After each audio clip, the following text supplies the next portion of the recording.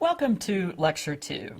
Remember that we are talking about permanent residency in the United States with the possibility of becoming a U.S. citizen later.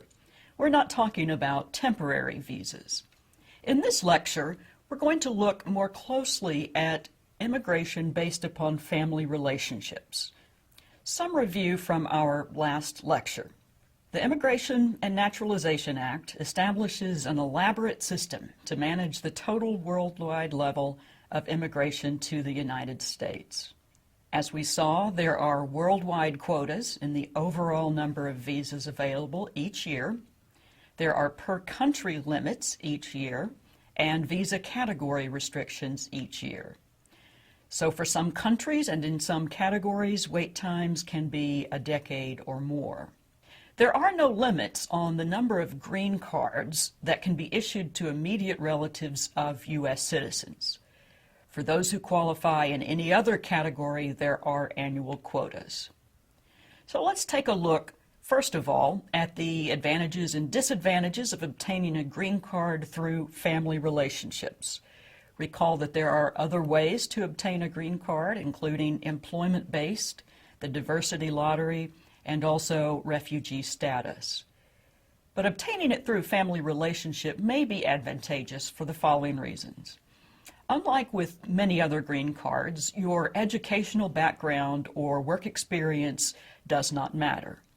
The diversity green card, for example, requires a minimum education level as well as work experience.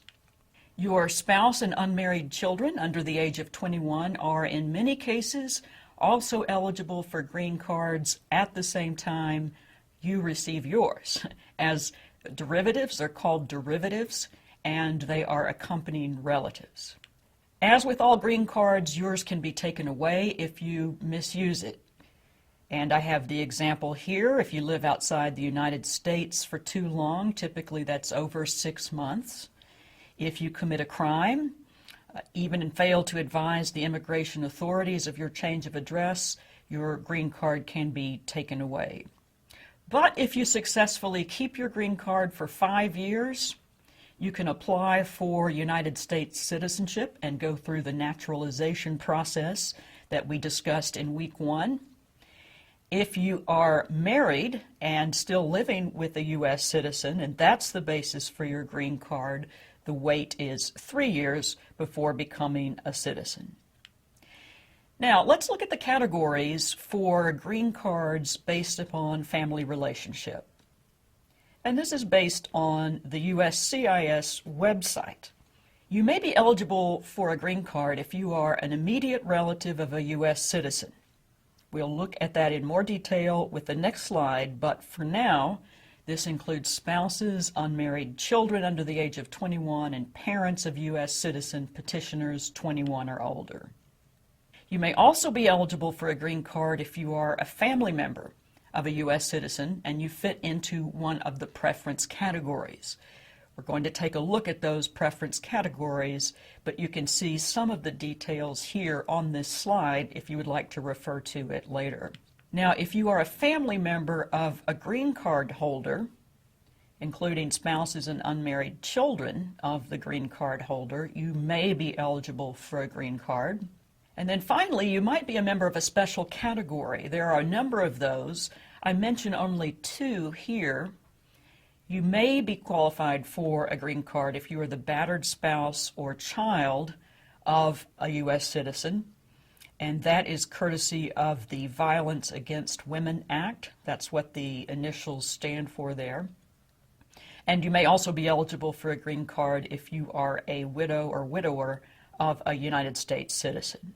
Now let's look more closely at the immediate relatives category, because immediate relatives of United States citizens are not subject to the numeric limitations that we have been discussing. Who are they? Well, immediate relatives include spouses of U.S. citizens, and as we mentioned, it can include widows and widowers if they were married to the U.S. citizen for at least 2 years and are applying for a green card within 2 years of the U.S. citizen's death. Unmarried children of a U.S. citizen under the age of 21, So if they are under the age of 21 and married, they do not qualify as immediate relatives. And finally, parents of U.S. citizens. If the U.S. citizen child is age 21 or older. Now, for legal permanent residents, there are some fairly strict limitations. There is only one family-sponsored category available to LPRs, the legal permanent residents. It is the second preference category, which allows LPRs to bring in close family members. It favors spouses and children. That's the F2A category that we're going to look at on the chart in the next slide. And unmarried sons and daughters, F2B. And now family preferences defined. The preferences are priorities. So when we say family first preference, that's a family first priority in terms of availability of visas. Unmarried people, any age, who have at least one U.S. citizen parent.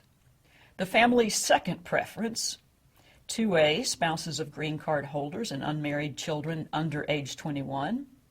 2B, unmarried sons and daughters who are over age 21 of green card holders. The family third preference, this is restricted to U.S. citizens. Married people of any age who have at least one U.S. citizen parent. I would like for us to take another look at the State Department's Visa Bulletin. And again, this is current as of May 2013. As we talked about in the last lecture, for the family-sponsored preferences, and we talked about the first, second, third, and fourth preferences, once you have identified which category is appropriate, then you would need to look at this chart to see approximately how long your wait would be. And for example, we talked about the F2B category, F2A, those are the only categories that are available to green card holders for family reunification. The waits can be quite long. F2B category, again with Mexico, is approximately 20 years, and even the F2A category, the wait being only 2 years in most countries. But F2B, F3, F4, that's where you begin to see the very long waits. So we mentioned that legal permanent residents, the green card holders, have only one preference category, and that's preference category 2. So there is some incentive to become a United States citizen, to go through the naturalization process, become a United States citizen, and then you're entitled to more priorities with the family immigration system. In terms of immigration reform, many people have suggested eliminating the third and fourth categories. And remember what those are. Only U.S. citizens may petition for extended family members in the first, third, and fourth preference categories. And because of the backlogs, the suggestion is to eliminate those third and fourth categories to free up more visas for closer family members. As we noted, backlogs in these categories, as long as 10 years, have led to the suggestion that the third and fourth preference categories should be eliminated and those visas reallocated to close family members. So this would exclude married sons and daughters as well as brothers and sisters of United States citizens. This is in fact included in pending reform proposals in the United States Senate. Remember that the per-country limits exist to ensure that high demand in one country does not use up all of the available visas in other countries. And so the high demand countries at the moment and in the last decade have included China, Mexico, the Philippines, and India. I want to conclude this brief look at family-based categories with a note about the anchor baby myth. We mentioned this in week 1, but I would like to talk about it in a bit more detail here. I call it the anchor baby myth. The myth is that persons immigrate illegally to the United States in order to give birth to children who then become the anchor so that they may stay. I'd like to explain why that's a myth, And if you'd like to read the statutory section that applies, I've listed it here on the slide from the Immigration and Nationality Act.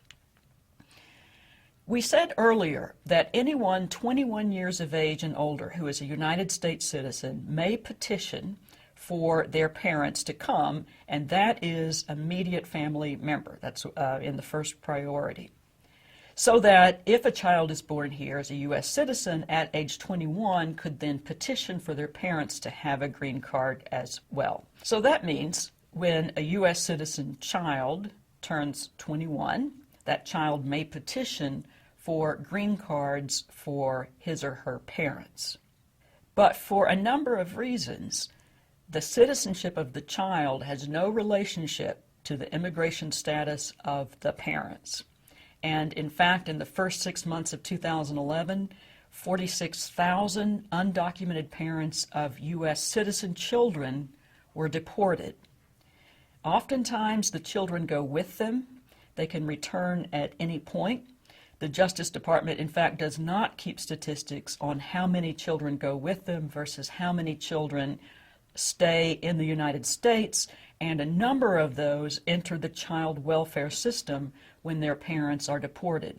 It's a particular problem with long detention periods for parents who may ultimately not be deported, but detained for a long time, separated from their children, and the children then go into a child welfare system. In addition, the age 21 petition by the United States citizen petitioning for the parent to reunify the family is likely to be denied on the basis of prior immigration violations. So even if at age 21 you petition for a parent who's been deported, that is at the discretion of the Attorney General whether it would be granted, and it is likely to be denied if there have been any immigration violations in the past. In our next lecture, we are going to continue looking at immigration based upon family relationships, but we're going to focus on marriage to a United States citizen. There are 2 points in particular that we will consider. First of all, marriage fraud to obtain a visa is a problem that the United States government is very concerned about, and we'll talk about the steps it has taken to try to combat that problem. Second, it is important to note that marriage alone will not solve immigration problems that existed prior to the marriage. So it is not unusual for spouses of U.S. citizens to be deported. So these are our topics for the next lecture as we continue our brief look at family-based immigration. The preceding program is copyrighted by Emory University.